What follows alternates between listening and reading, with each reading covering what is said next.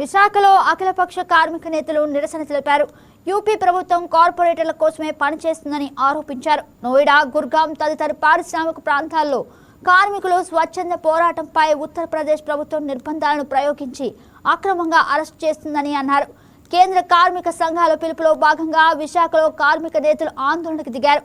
దీనిపై మరింత సమాచారం విశాఖపట్నం నుంచి మా స్పెషల్ కరెస్పాండెంట్ దుర్గాప్రసాద్ అందిస్తారు. కార్మికులపై పోలీసుల దహనకాండ ఆపాలి, అదేవిధంగా లేబర్ కోడ్లు రద్దు చేయాలని చెప్పి కూడా విశాఖలో అఖిలపక్ష కార్మిక సంఘాలు అయితే నేషనల్ డిమాండ్ చేసే సందర్భంగా నిరసన వ్యక్తం చేస్తున్న ప్రస్తుతం మనతో పాటు కార్మిక సంఘాల నేతలు ఉన్నారు. వారి మాటలను మరిన్ని కూడా అడిగి తెలుసుకుని ప్రయత్నం చేద్దాం. ప్రధానంగా సార్ నేషనల్ డిమాండ్ చేసే సందర్భంగా ఏదైతే ప్రధాన డిమాండ్ ఏంటి? మీకు ప్రధానమైన డిమాండ్ ఏంటంటే చట్టపరంగా ఏం జరగట్లేదు కాబట్టి న్యాయ వ్యవస్థ కూడా ఇన్వాల్వ్ అవ్వట్లేదు ప్రాపర్గా. అంటే వెరీ క్లియర్ ఏంటంటే ఇల్లీగల్గా లీడర్స్ ఎక్కడున్నారో కూడా తెలియని పరిస్థితి.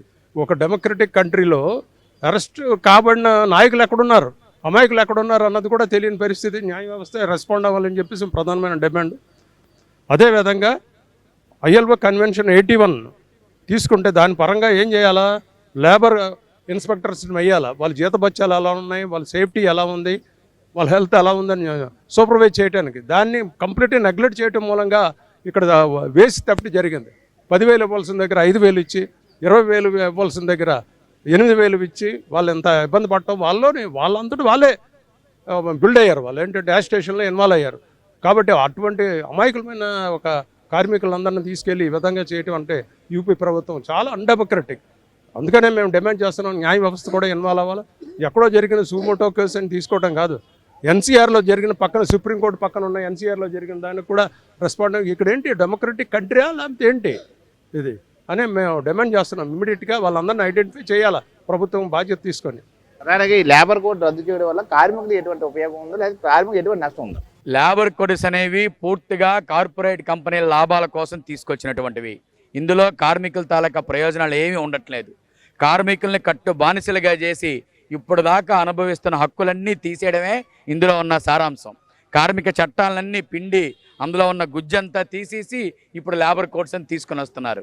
ఇది గనక అమలు జరిగితే కార్మికులు కనీసం సంఘం పెట్టుకునే హక్కు కూడా ఉండదు. అలాగే సమ్మె చేసే హక్కు ఉండదు. సమ్మె చేసిన కార్మిక సంఘ నాయకులను తీసుకెళ్ళి జైల్లో పెట్టచ్చు అంటున్నారు. సమ్మె వల్ల ఏర్పడ్డ నష్టాన్ని మొత్తం కార్మికుల జీతాల నుంచి రికవరీ చేయాలని చెప్పి చెప్తూ ఉన్నారు. ఒక్కరోజు సమ్మె చేస్తే 8 రోజులు జీతాలు కట్ చేయమని చెప్పి చెప్తూ ఉన్నారు. అలాగే సమ్మె చేయడానికి నోటీస్ ఇంతకుముందు అత్యవసర సర్వీసులకు మాత్రమే 14 రోజుల ముందు నోటీస్ ఇవ్వాలి, ఇప్పుడు అన్నింటికీ 14 రోజుల ముందు నోటీస్ ఇవ్వాలని చెప్పి చెప్తున్నారు. ఈ రకంగా కార్మికులకు ఉండే హక్కులన్నీ పోతున్నాయి.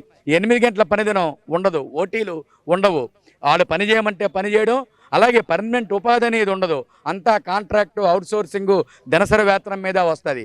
ఇప్పటికే మనం చూసాం ఫిక్స్డ్ టర్మ్ ఎంప్లాయ్మెంట్ అనేక సంస్థల్లో పెడుతున్నారు. 2 ఏళ్ళకి 3 ఏళ్ళకి వీళ్ళకి రిటైర్మెంట్ బెనిఫిట్స్ అనేవి ఏమీ ఉండవు. కాబట్టి కార్మికులు ఇప్పుడు దాకా అనుభవిస్తున్న హక్కులు ఏవైతే ఉన్నాయో ఏ హక్కులు లేకుండా బానిసల్లాగా యజమానుల తాలూకా కాళ్ళ కింద బానిసల్లాగా బతకాల్సిన పరిస్థితి వస్తుంది. కాబట్టి ఈ లేబర్ కోడ్స్ని అమలు చేయొద్దు అని చెప్పి మేము డిమాండ్ చేస్తున్నాం. వాటిని రద్దు చేయాలంటున్నాం.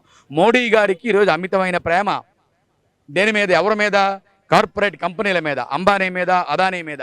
కాబట్టి వాళ్ళ ప్రయోజనాల కోసమే ఈ లేబర్ కోడ్స్ తప్ప ఇందులో కార్మిక ప్రయోజనాలు ఏమీ లేవు అన్నది కొండ బద్దలు కొట్టినట్టు కార్మిక సంఘాలన్నీ చెప్తున్నాయి. ఆఖరికి BMS సంఘంతో సహా దీన్ని మేము అంగీకరించట్లేదని చెప్పేసి మాకు అభ్యంతరాలు ఉన్నాయని చెప్పి చెప్తున్నారు. అయినా బలవంతంగా దీన్ని అమలు చేయాలని చెప్పేసి ప్రయత్నం చేస్తున్నారు. 2019 నుంచే చేస్తున్న ప్రయత్నం మొన్న 2025 నవంబర్ 21వ తారీఖు నుంచి అమలు చేస్తామన్నారు. దానికి రూల్స్ని మొన్న 6వ తారీఖున ఫ్రేమ్ చేసి 8వ తారీఖు నుంచి అమల్లోకి వస్తాయని చెప్తున్నారు. కాబట్టి దీన్ని ఆ నుంచి క్షా వరకు కూడా ఈ లేబర్ కోడ్స్ను రద్దు చేయాలని మేము డిమాండ్ చేస్తూ ఉన్నాం. రద్దు అయ్యే వరకు కూడా కార్మికులను సమీకరించి పెద్ద ఎత్తున పోరాడతాం. సమ్మె హక్కు అనేది ఎవరి తాలూకా దయాదాక్షిణ్యాల మీద రాలేదు. సమ్మె హక్కు కార్మికుల తాలూకా జన్మ హక్కు. కాబట్టి మా హక్కులు కాపాడుకోవడం కోసం ఎలాంటి దీర్ఘ పోరాటాలకైనా సిద్ధంగా ఉన్నామని చెప్పి తెలియజేస్తాం. మొత్తానికి ఏదైతే లేబర్ కోడ్స్ ద్వారా కార్మికులకి చాలా ఇబ్బందికర పరిస్థితి ఉంటుంది. ఖచ్చితంగా ఏదైతే కేంద్ర ప్రభుత్వం తీసుకొచ్చిన ఈ లేబర్ కోడ్ని తక్షణమే రద్దు చేయాలి. మరోవైపు నోయిడాలో ఆ కార్మిక నేతలపై ఆ పోలీసులు చేసిన అరెస్టుల్లో ఏదైతే నిర్బంధం ఉందో దాన్ని తక్షణమే ఉపసంహరించుకోవాలని చెప్పి కూడా విశాఖలో అఖిలపక్ష కార్మిక సంఘాలు అయితే నిరసన వ్యక్తం చేస్తుంది. సంబంధించి త్వరలోనే పూర్తి స్థాయిలో ఏదైతే లేబర్ కోడ్ ఉందో దాన్ని రద్దు చేసే వరకు ఉద్యమం మరింత ఉధృతం చేస్తాం, ఖచ్చితంగా కేంద్ర ప్రభుత్వం దిగిచ్చే వరకు కూడా మా ఉద్యమం ఆపేది లేదని చెప్పి కూడా విశాఖలో అఖిలపక్ష కార్మిక సంఘాలు దాంతో చెప్తున్న అంశం మనం చూడొచ్చు. వీడియో జర్నలిస్ట్ కిషోర్తో దుర్గాప్రసాద్, వైకే న్యూస్.